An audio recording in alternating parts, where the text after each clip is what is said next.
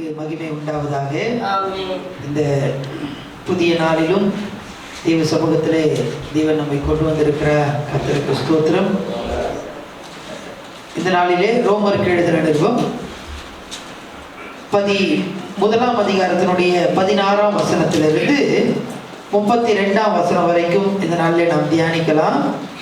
1ஆம் அதிகாரத்தினுடைய 16ஆம் வசனத்திலிருந்து 32ஆம் வசனம் வரைக்கும். இதற்கு ஆதாரமாக 18ஆம் வசனத்தை நாம் வாசிக்கலாம். 18ஆம் சத்தியத்தை அநியாயத்தினாலே அடக்கி வைக்கிற மனுஷனுடைய எல்லாவித அவபக்திக்கும் அநியாயத்துக்கும் விரோதமாய் தேவ கோபம் வானத்திலிருந்து வெளிப்படுத்தப்பட்டிருக்கிறது.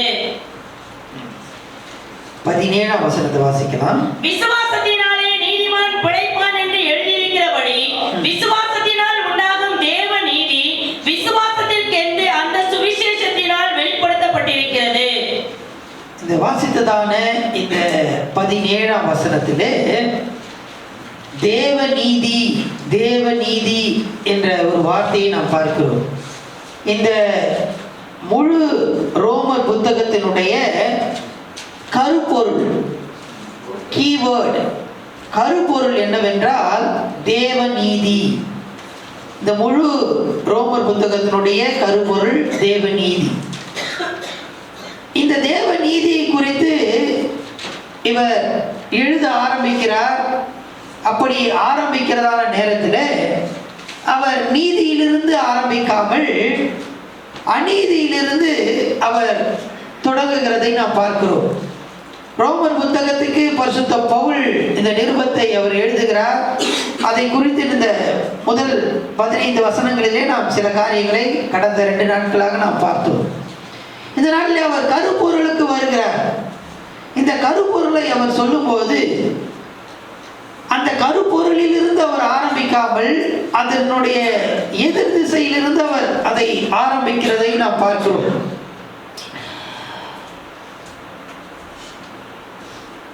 இந்த தேவ நீதியை அனுபவிக்க வேண்டும் என்றால் மனிதன் தான் பாவி என்று உணர வேண்டும்.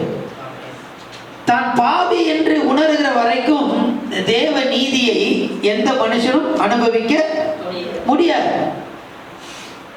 மனிதன் என்ன யோசித்தான் என்றால், நான் சிறியவனாய் இருந்தேன், படிப்படியாக வளர்ந்து ஒரு நிலைக்கு நான் வந்தேன்.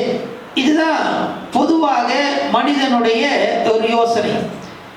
உதாரணமாக சொல்ல வேண்டும் என்றால், நம்ம எல்லாருக்கும் தெரியும் டார்வினுடைய தியரி. மனிதன் முதலாவதாக அமீபாவாக ஒரு சின்ன ஒரு அணுவாக இருந்தான். அதற்கு பிற்பாடு கொஞ்சம் கொஞ்சமாக வளர்ச்சி அடைந்து அவன் கடைசியில் என்னவானா குரங்கா மாறினா. அந்த குரங்குல இருந்து என்ன வந்துச்சு, மனுஷன் வந்து சின்னதுல இருந்து பெருசு வந்துச்சு அப்படின்னு சொல்லி மனிதன் நினைக்கிறான். ஆனால் அப்படி அல்ல. தேவன் மனிதனை எப்படி உண்டாக்கினார் என்றால் முழுமையாக உண்டாக்கினார், முழு மனிதனாக உண்டாக்கினார். அப்படி உண்டாக்கின தேவ மனிதன், அந்த மனிதன் என்ன செய்தான் என்றால் பாவத்துக்கு உட்பட்டபடினாலே, கீழ்ப்படியாமல் போனபடினாலே அவன் தாழ்த்தப்பட்டான். மேன்மையாக உண்டாக்கப்பட்டவன் தாழ்த்தப்பட்டான். ஆனால் மனிதன் என்ன நினைக்கிறான் என்றால், நான் சின்னதுல இருந்து பெருசா வந்தேன் அப்படின்னு சொல்லி யோசிக்கிறான். ஆனா அப்படி அல்ல. தேவன் மேன்மையாக மனிதனை சிருஷ்டித்தார். அப்படி சிருஷ்டிக்கப்பட்ட மனிதன் பாவத்தின் நிமித்தமாக தாழ்ந்து போனான். இப்படி மனித வீழ்ச்சியிலே அவன் கீழே விழுந்தானே. அந்த வீழ்ச்சியினுடைய 4 காரியங்கள், பாவத்தினுடைய வீழ்ச்சி, மனித வீழ்ச்சியினுடைய 4 காரியங்களை தான் இந்த பகுதியிலே நாம் பார்க்கிறோம். எப்படி மனிதன் விழுந்து போனான், 4 கட்டங்களாக இதை நாம் பார்க்கலாம். இந்த 17ஆம் வசனத்திலிருந்து நீங்க 32 வசனம் வரைக்கும் வாசித்தீங்க அப்படின்னு சொன்னா நம்ம எல்லாருக்கும் தெரிந்ததான இந்த பகுதி. முதலாவதாக வாசிக்கலாம் 18ஆம் வசனம் 19ஆம் வசனம். சத்தியத்தை அநியாயத்தினாலே அடக்கி வைக்கிற மனுஷருடைய எல்லாவித அவபக்திக்கும் அநியாயத்துக்கும் விரோதமாய் தேவ கோபம் வானத்திலிருந்து வெளிப்படுத்தப்பட்டிருக்கிறது. தேவனை குறித்து அறியப்படுவது அவர்கள்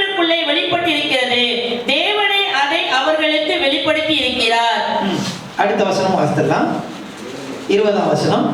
எப்படி என்றால் காணப்படாதவைகளாகிய அவருடைய நித்திய வல்லமை தேவத்துவம் என்பவைகள் உண்டாக்கப்பட்டிருக்கிறவர்களாலே உலகம் உண்டானது முதற்கொண்டு தெளிவாய் காணப்படும். ஆதலால் அவர்கள் போக்கு சொல்ல இடமில்லை. முதலாவதாக ஆண்டவர் அறிவை கொடுத்திருக்கிறார். ஆண்டவர் அவர்களுக்குள்ளே அறிவை கொடுத்திருக்கிறார். இதை என்ன சொல்வார்கள் என்றால் ஜெனரல் ரெவலேஷன் அப்படின்னு சொல்லுவாங்க. பொதுவான வெளிப்பாடு. நம்ம பைபிள் படிக்கணும்னு அவசியம் இல்லை, சர்ச்சைக்கு போகணும்னு அவசியம் இல்லை.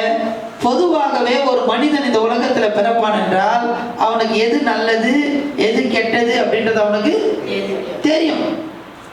இது அவனுக்கு பொதுவாக வெளிப்படுத்தப்பட்டிருக்கிறது. யார் வெளிப்படுத்துகிறார் என்றால் எடுத்து வாசிக்க வேண்டாம். சங்கீத புத்தகம் 19ஆம் சங்கீதத்தில் வாசிக்கிறோம், வானங்கள் தேவனுடைய மகிமையை வெளிப்படுத்துகிறது, ஆகாய விரிவு அவருடைய கிரியையின் கரத்தினுடைய கிரியையை அறிவிக்கிறது என்று நாம் பார்க்கிறோம். அது நமக்கு சொல்லிக் கொடுக்கிறது. சர்ச்சைக்கு போய் வேதத்தை வாசித்து நாம் தேவனுடைய வெளிப்பாடை பெற்றுக் கொள்கிறோம். பொதுவாக ஒரு மனிதனுக்கு ஆண்டவருடைய காரியங்கள் வெளிப்படுத்தப்பட்டிருக்கிறது. அதான் அங்க போடப்பட்டிருக்கு 19ஆம் வசனத்துல, தேவனை குறித்து அறியப்படுவது அவர்களுக்குள்ளே வெளிப்படுத்தப்பட்டிருக்கிறது. அதனால ஆண்டவர் எனக்கு தெரியாது, அதனாலதான் நான் தப்பு செய்துட்டேன், நான் பாவத்துல விழுந்துட்டேன் அப்படின்னு சொல்றதுக்கு 20ஆம் வசனத்துல போடப்பட்டிருக்கு, போக்கு சொல்ல அவர்களுக்கு இடமில்லை. தேவ அறிவு அவர்களுக்குள்ளே வெளிப்படுத்தப்பட்டிருக்கிறது. ஆனா மனுஷன் என்ன பண்ணா அப்படின்னு சொன்னா, அதை என்ன பண்ணா 18ஆம் வசனத்துல வாசிக்கலாம். சத்தியத்தை அநியாயத்தினாலே அடக்கி வைக்கிற, இந்த சத்தியத்தை அவன் என்ன செய்தான் என்றால் அடக்கி வச்சிட்டான். முதல் காரியம், அறிவு வந்தது, ஆண்டவர் பொதுவாக வெளிப்படுத்தினார்.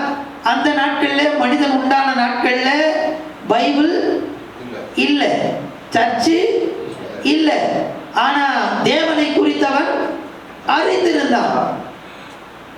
யாரும் போய் நோவாவுக்கு பலிபீடத்தை கட்டணும்னு என்ன பண்ணல, சொல்லல. அதே மாதிரி காயின் ஆபேலுக்கு காணிக்கை செலுத்தணும், அந்த பலி எதை யாரும் எப்படி அவங்களுக்கு தெரிந்தது என்றால் தேவனை பற்றி அறிவது அவர்களுக்குள்ளே என்ன பண்ணிருக்கு, வெளிப்படுத்தப்பட்டிருக்கு. இன்றைக்கும் கூட நமக்கும் தேவனை குறித்து அறிவது வெளிப்படுத்தப்பட்டிருக்கிறது.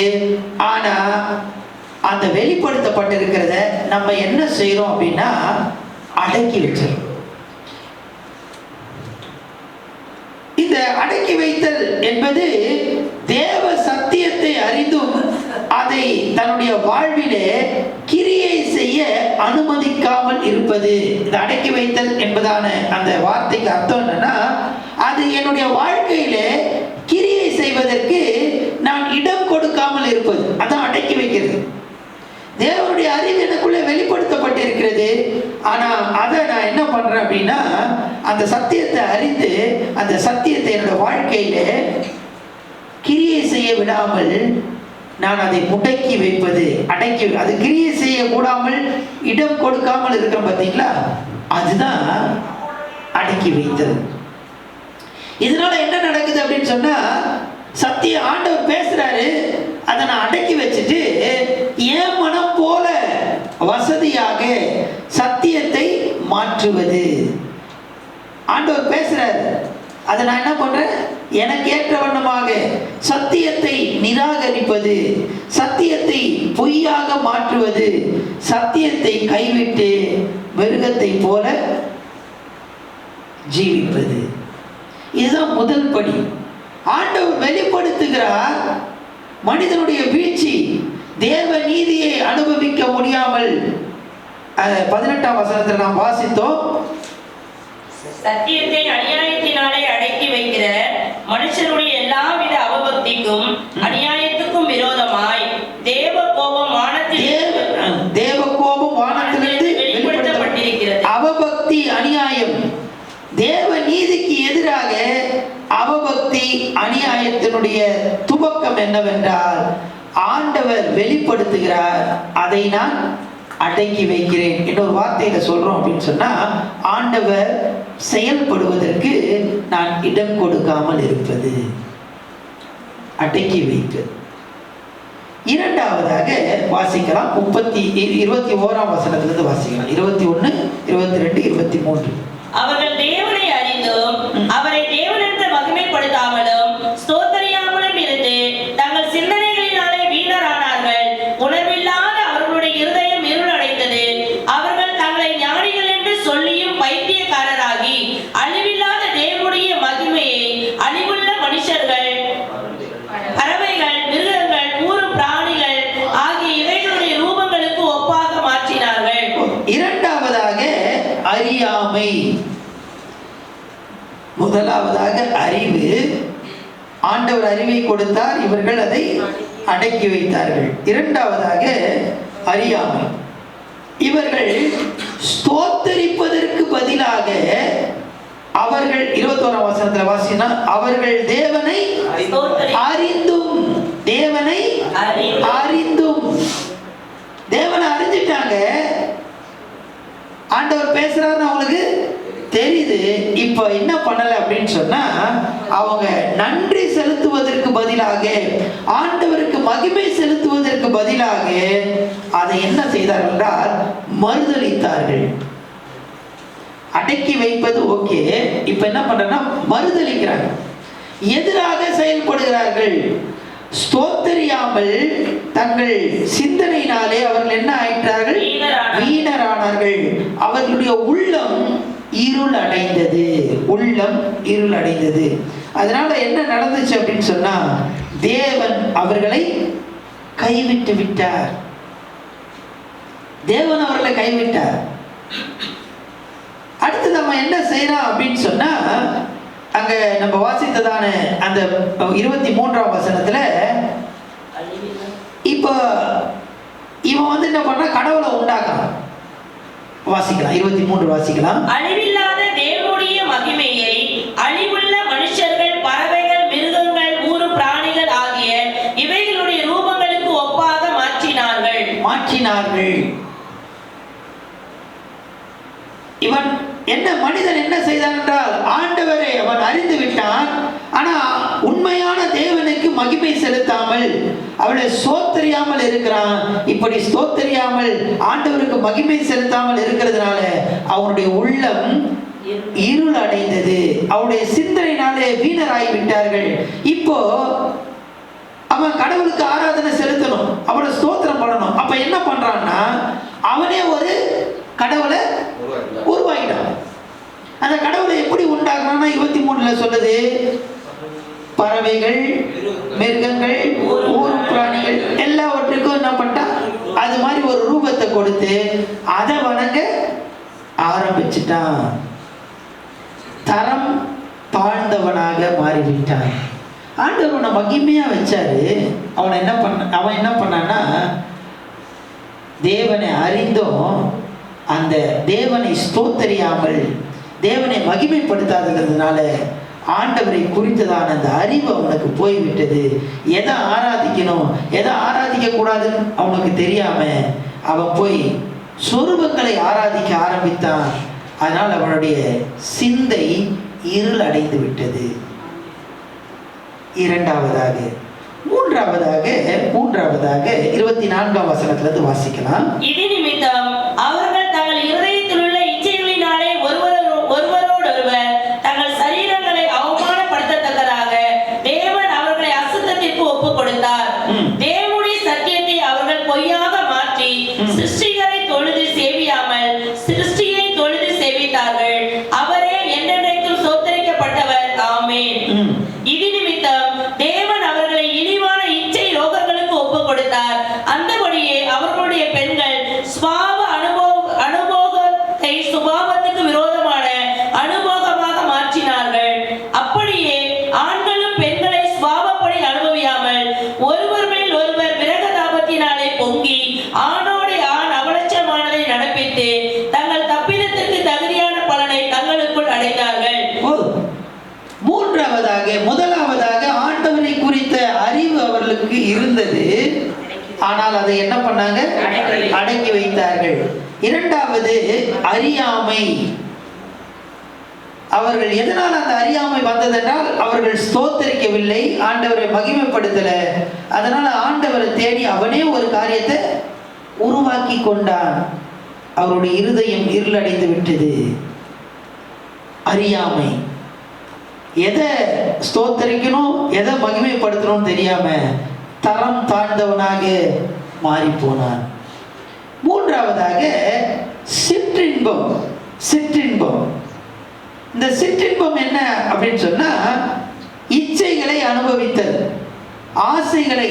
எனக்கு ஆசையா இருக்கு, நான் அதை செய்கிறேன். அதனால இந்த ஒரு சுபாவத்துக்கு யார் ஒப்பு கொடுத்தார் என்றால் ஆண்டவரே அவர்களுக்கு அவைகளுக்கு ஒப்பு கொடுத்தார் என்று 24 நம்ம வாசிக்கிறோம். 24ஆம் வசனத்துடைய கடைசி பகுதியில தேவன் அவர்களை அசுத்தத்துக்கு ஒப்பு கொடுத்தார்.